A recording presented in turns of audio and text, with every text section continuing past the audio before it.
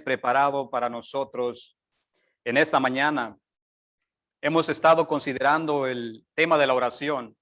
Así es que yo les voy a pedir que mientras yo esté leyendo aquí la palabra de Dios, me ayuden a orar y pedir a Dios que nos visite, que su Espíritu nos visite, que nos hable y que estemos atentos a escuchar su palabra, porque es la palabra de Dios. Así es que, ¿por qué no buscamos en nuestras Biblias el libro de los Hechos? Ahí hay una palabra. Tenemos la misma porción bíblica que la semana pasada. Hechos capítulo 4. Vamos a leer del versículo 31 hasta del 23 hasta el 31. Hechos capítulo 4, versículo 23 hasta el versículo 31. Leemos la palabra del Señor. Cuando quedaron en libertad, fueron a los suyos y les contaron todo lo que los principales sacerdotes y los ancianos les habían dicho. Al oír ellos esto, unánimes alzaron la voz a Dios y dijeron: Oh Señor, tú eres el que hiciste el cielo y la tierra y el mar y todo lo que hay en ellos. El que por el Espíritu Santo, por boca de nuestro padre David, tu siervo, dijiste: ¿por qué se enfurecieron los gentiles y los pueblos tramaron cosas vanas? Se presentaron los reyes de la tierra y los gobernantes se juntaron a una contra el Señor y contra su Cristo. Porque en verdad, en esta ciudad se unieron tanto Herodes como Poncio Pilato, junto con los gentiles y los pueblos de Israel, contra tu santo siervo Jesús, a quien tú ungiste, para hacer cuanto tu mano y tu propósito habían predestinado que sucediera. Ahora, Señor, considera sus amenazas y permite que tus siervos hablen tu palabra con toda confianza, mientras extiendes tu mano para que se hagan curaciones, señales y prodigios mediante el nombre de tu santo siervo Jesús. Después que oraron, el lugar donde estaban reunidos tembló y todos fueron llenos del Espíritu Santo y hablaban la palabra de Dios con valor. Amén. Vamos a encomendarnos a nuestro Dios. Padre, hemos exaltado tu nombre con las alabanzas. Señor, hemos venido a darte la gloria, porque tú eres el único Señor que es digno de recibir esta gloria. En este tiempo nos encomendamos a ti, Señor, que nos ayudes, que hables a nuestras vidas, oh Padre eterno. Espíritu de Dios, ayúdanos, porque te necesitamos de verdad. Señor, mira a tu pueblo. Nos hemos venido a juntar aquí con el propósito de escuchar tu palabra, oh Dios. Ven y bendícenos, por favor. Ven y bendícenos, Padre eterno, y que la gloria y la honra sean para ti. Que Cristo sea exaltado. Ayúdame en mis muchas debilidades, Señor, a hablar tu palabra con claridad. Dame de tu gracia, oh Padre eterno, y bendice a tu pueblo en el nombre de Cristo Jesús, nuestro glorioso Salvador. Amén. Amén. Edward Bounds dijo lo siguiente: lo que la iglesia hoy necesita no es más mecanismos o uno mejor, ni nuevas organizaciones, ni más y modernos métodos, sino individuos a quien el Espíritu Santo pueda usar personas de oración, poderosas en oración. El Espíritu Santo no fluye a través de los métodos, sino a través de las personas. Él no desciende sobre los mecanismos, sino sobre las personas. Él no unge planes, sino personas de oración. ¿Cuánta razón no tienen las palabras de este siervo de Dios? Ciertamente Dios ha derramado su poder, su unción y su Espíritu Santo en personas que se han comprometido en esta verdadera comunión con Él.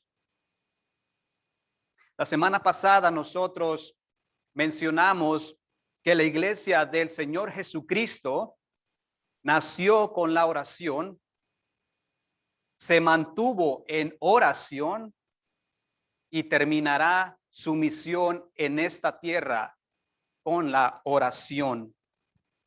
Y fuimos testigos nosotros de cómo el poder de Dios fue derramado en la persona de Pedro y de Juan, porque eran hombres de oración.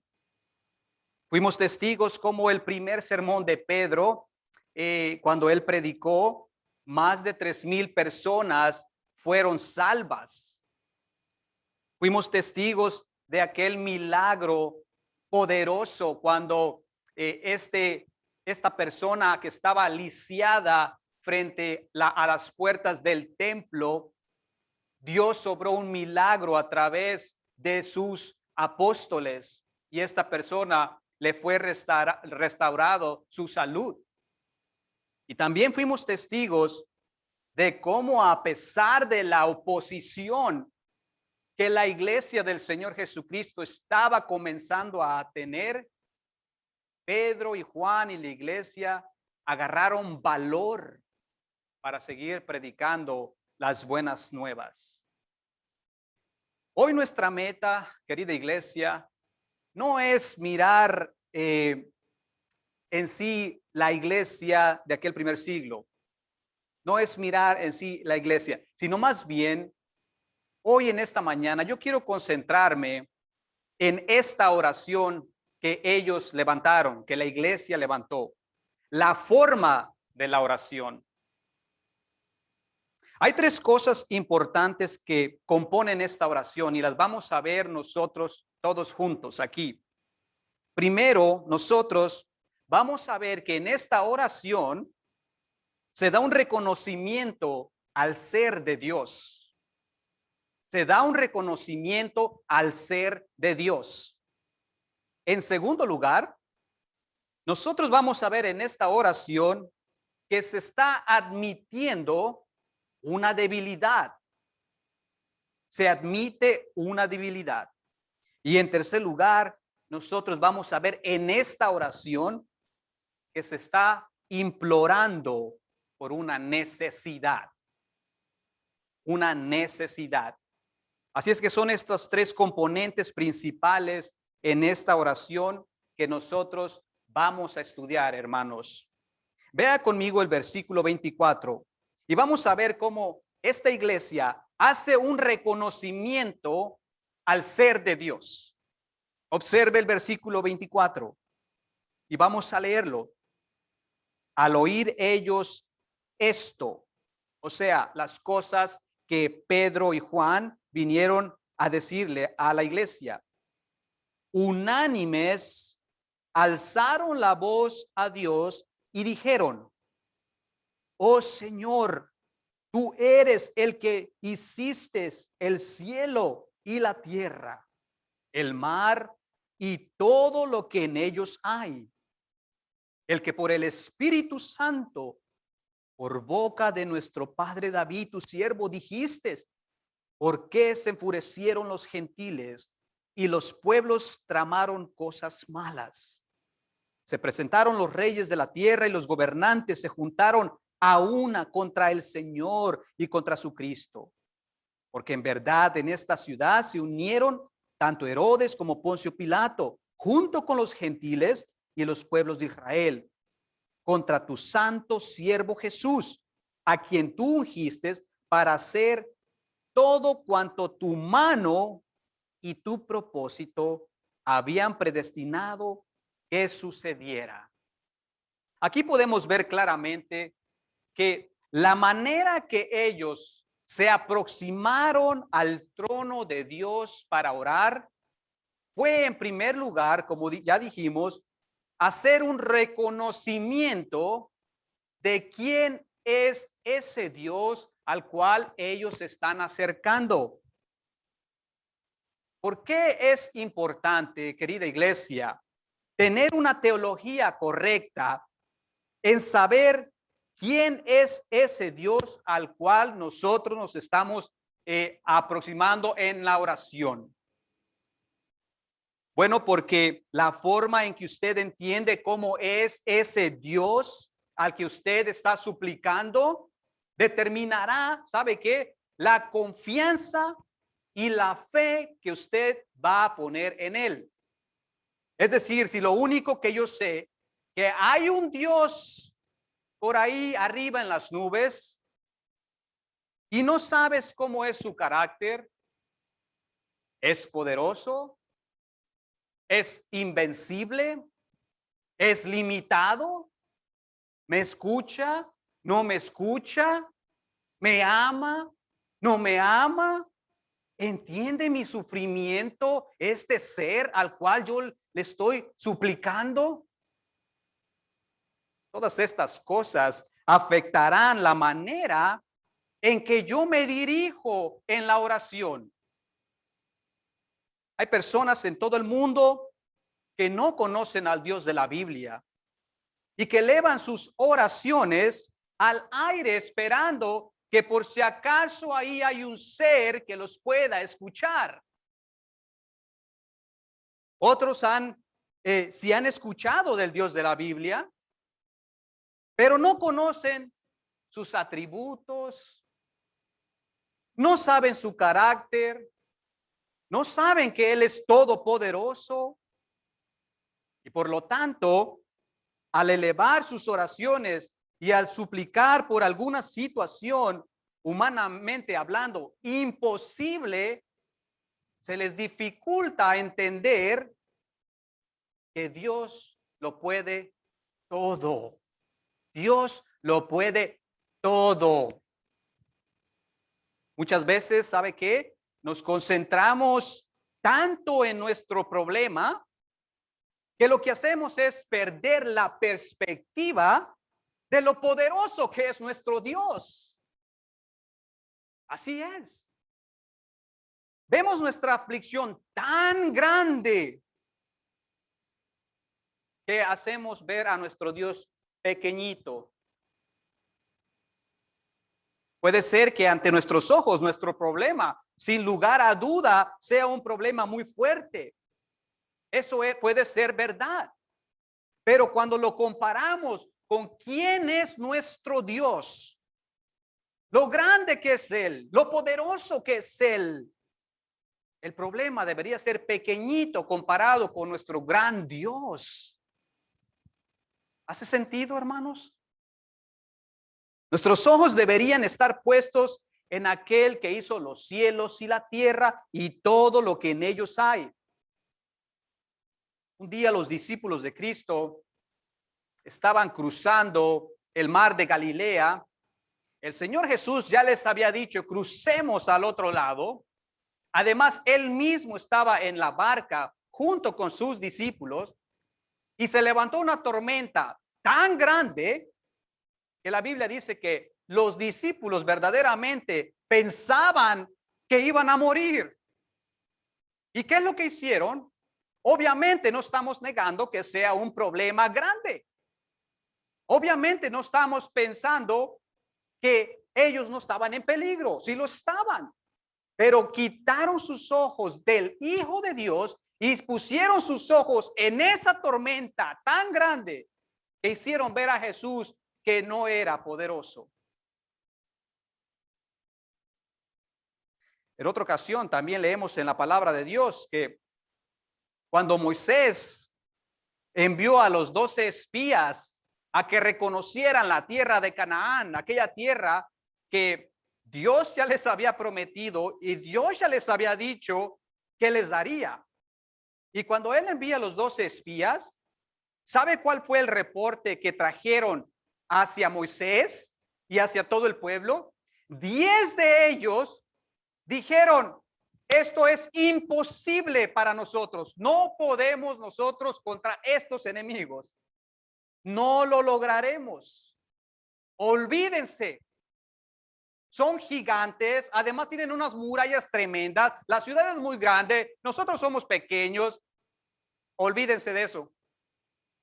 Pusieron sus ojos en el problema, en el enemigo, en vez de poner sus ojos en el Dios Todopoderoso, en el Supremo, en el Altísimo.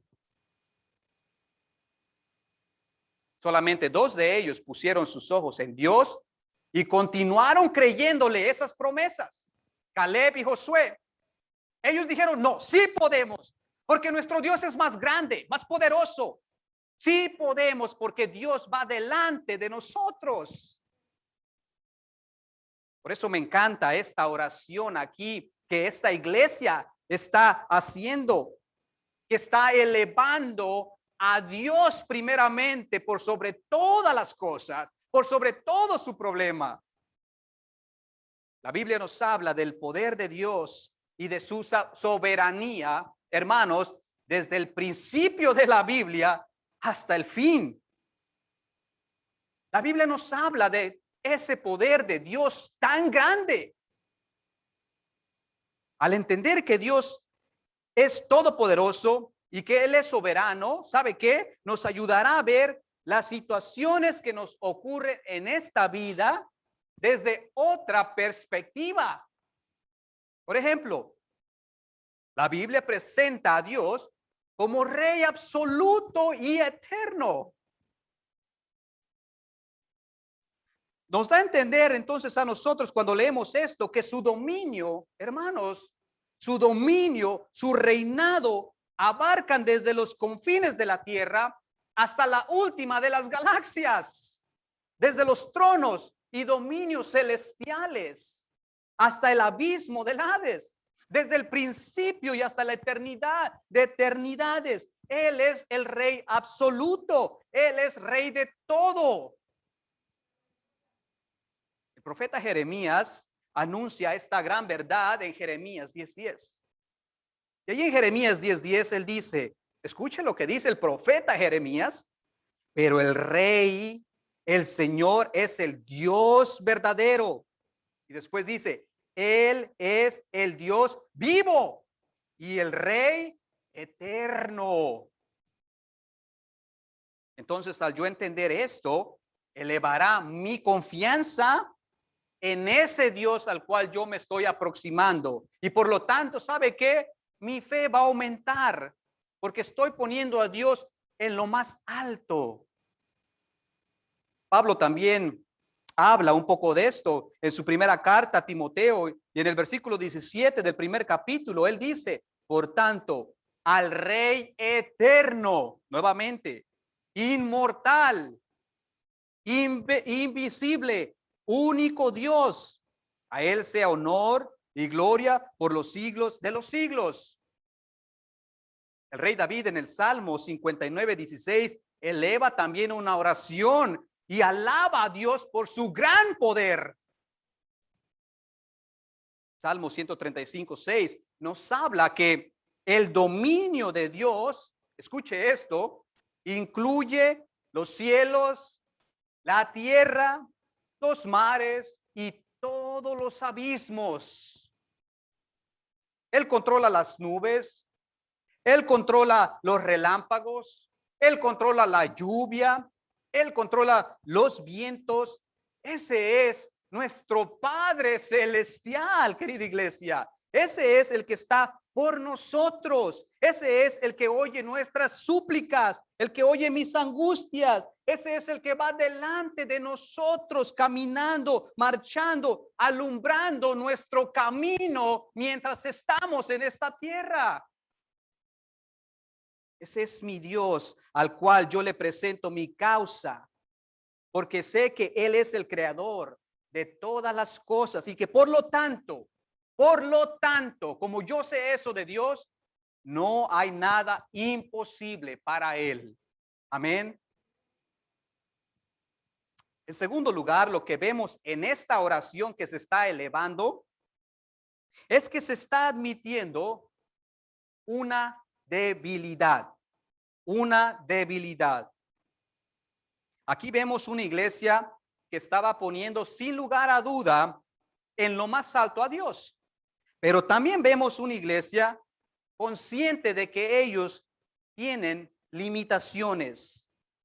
Pensemos por un momento en la situación en que estos hermanos estaban viviendo en aquel tiempo. Se comenzaba a levantar una persecución en contra de la iglesia. Dos grupos religiosos estaban enfurecidos por lo que ellos estaban viendo que la iglesia estaba haciendo, los fariseos y los saduceos. Y como ustedes ya saben, estos dos grupos religiosos tenían mucha influencia entre la sociedad. Estoy seguro que los discípulos tenían frescas aún las memorias, aquellos recuerdos que habían hecho con su maestro. No había pasado mucho tiempo.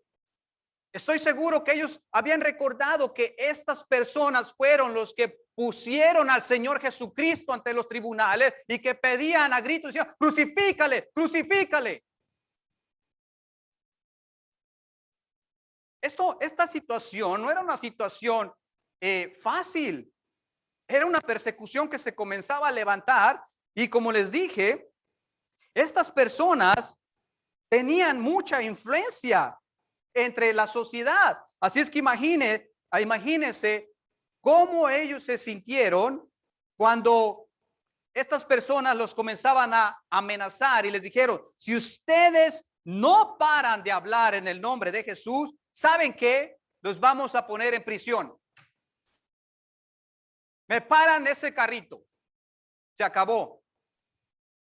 Pero dice la palabra de Dios que ellos tenían gran valentía.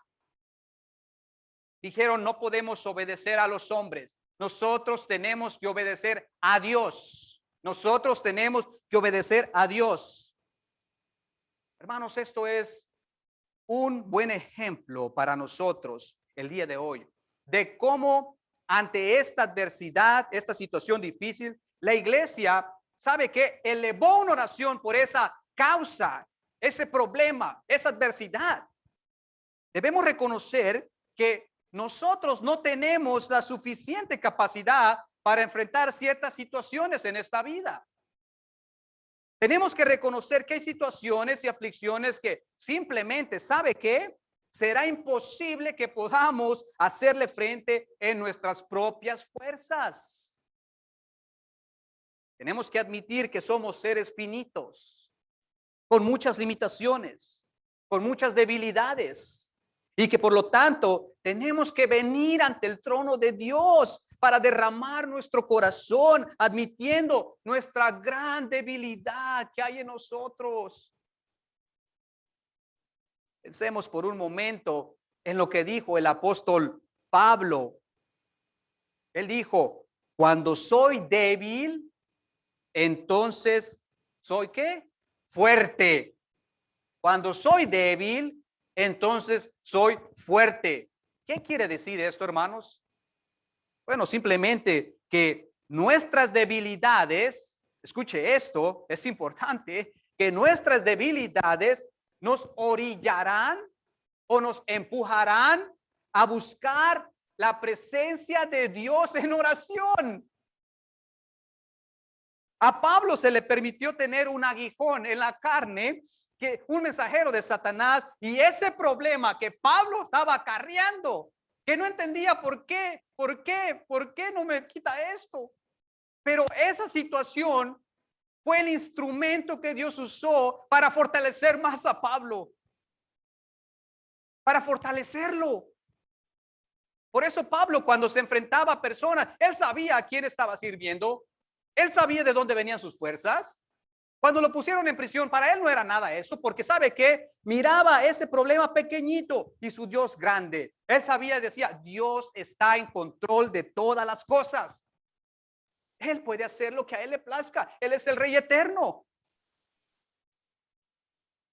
Pablo estaba haciendo un reconocimiento de su debilidad y fue a través de este medio, estas cosas que le estaba pasando, que el poder de Dios fluía a través de la vida de Pablo.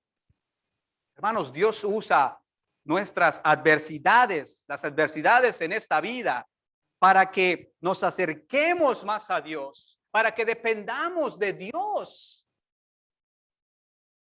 Si quieres ser tú usado por Dios, ¿sabes qué? Admite tu debilidad. Y la mejor manera de reconocer que eres débil y que necesitas a Dios en tu diario vivir es postrándote ante Él, es buscándolo en oración. Aquel que no quiere postrarse ante Dios y admitir lo que necesita, escuchemos esto, hermanos, esto es importante. Jamás Dios lo podrá usar para que su poder se manifieste en su vida. Jamás Dios lo podrá usar para que su poder se manifieste en su vida. Mire la adversidad que la iglesia estaba enfrentando. Esa adversidad hizo que se dieran cuenta de su gran debilidad. Y esa debilidad los hizo que buscaran rápidamente el rostro de Dios para orar y decirle, Señor, miran esta causa. Por lo tanto, nuestras adversidades dan de instrumento, como instrumento para acercarnos más a Dios y nos orillarán a buscar la presencia del Señor. Escuche esto. Nuestras debilidades crearán espacio para que el poder de Dios se manifieste en nuestras vidas y nuestras debilidades frenarán nuestra arrogancia. Así es, frenarán nuestra arrogancia. Por eso demos gracias a Dios por nuestras debilidades, querida iglesia, porque son los que nos han mantenido de pie, porque esas debilidades son los que nos empujan a buscar el rostro de Dios. Muchas personas han estado viviendo por muchos años, con un corazón arrogante, porque simplemente no se quieren humillar a buscar el rostro de Dios. No quieren ellos doblar sus rodillas y han llenado su corazón con orgullo, buscando solucionar sus propios problemas en sus propias fuerzas. Y como consecuencia de esa actitud, están formando, escuche esto, un corazón lleno de soberbia. Un corazón de soberbia. El apóstol Santiago, él hablando a los judíos cristianos, en el capítulo 4 de su epístola les recuerda que Dios resiste a los soberbios, pero da gracia al humilde. Dice, Dios resiste a los soberbios, pero da gracia al humilde. Por lo tanto, él exhorta a aquella iglesia diciéndoles, humíllense en la presencia del Señor y Él los exaltará.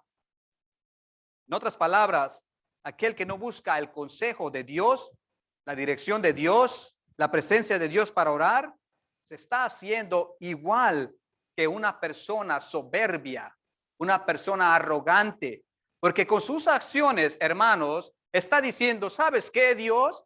No te necesito. ¿Sabes qué, Dios? Déjame tranquilo, yo puedo solucionar mis problemas. Yo soy fuerte. No te preocupes por mí. Por otra parte, aquel que se humilla y reconoce su gran debilidad delante de Dios, el Señor mismo, escuche esto, le bendecirá, le ayudará, le fortalecerá, lo guiará con su espíritu y lo restaurará. Vemos un gran ejemplo de esto en la vida del rey David cuando él exclamó en el Salmo 32:3 diciendo, mientras yo callé, simplemente él dijo, mientras yo callé, se envejecieron mis huesos. Mientras yo permanecí en silencio y no abrí mi boca a mi Dios, estaba muriendo por dentro. Estaba muriendo, me estaba consumiendo por dentro, porque mi arrogancia me alejaba de Dios. No quería venir a su presencia. Pero cuando David se acercó a la presencia de Dios, ¿sabe qué? Él fue restaurado. Él fue restaurado y continuó siendo usado por Dios. Así que hoy Dios nos recuerda que admitamos nuestra debilidad y que busquemos refugio en Él.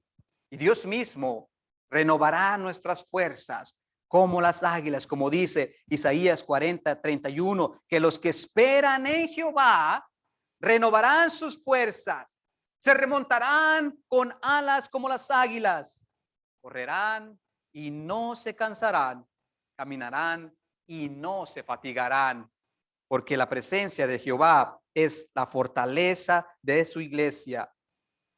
Amén.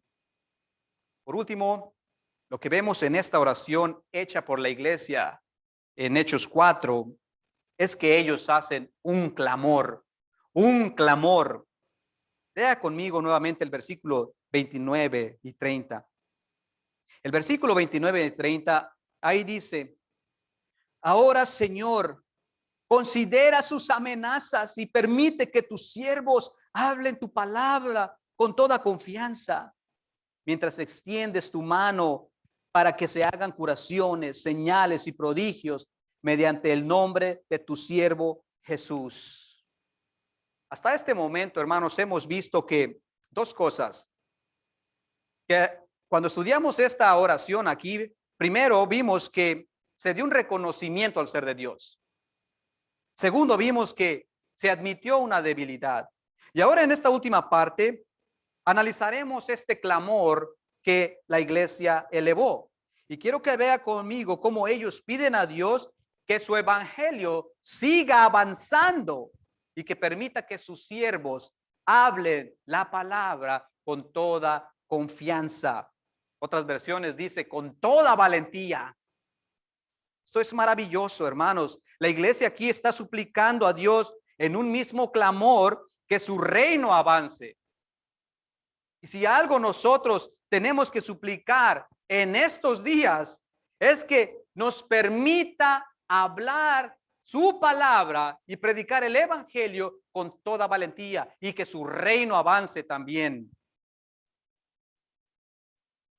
Han estado, si usted se fija bien en estos tiempos, se han levantado grupos de organizaciones, líderes en contra de la iglesia y están tratando de silenciar al pueblo de Dios. Se está prohibiendo hablar en contra del homosexualismo. Se está prohibiendo que la iglesia hable en contra del aborto. Están poniendo leyes que no les permiten hablar acerca de Cristo. Se están poniendo leyes donde están afectando directamente nuestra fe.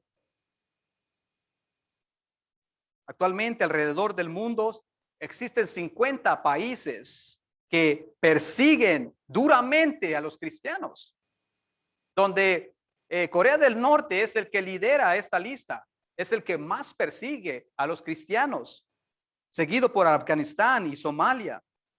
Y escuche esto, cada día 13 cristianos son asesinados en todo el mundo por predicar de Cristo. Cada día 12 iglesias o edificios cristianos son atacados. Cada día 12 cristianos dice que son arrestados por su fe. En Canadá, por ejemplo, ya se comienza a una persecución en contra de los pastores. En México se ha desatado una persecución en los estados del sur, persiguiendo a los cristianos.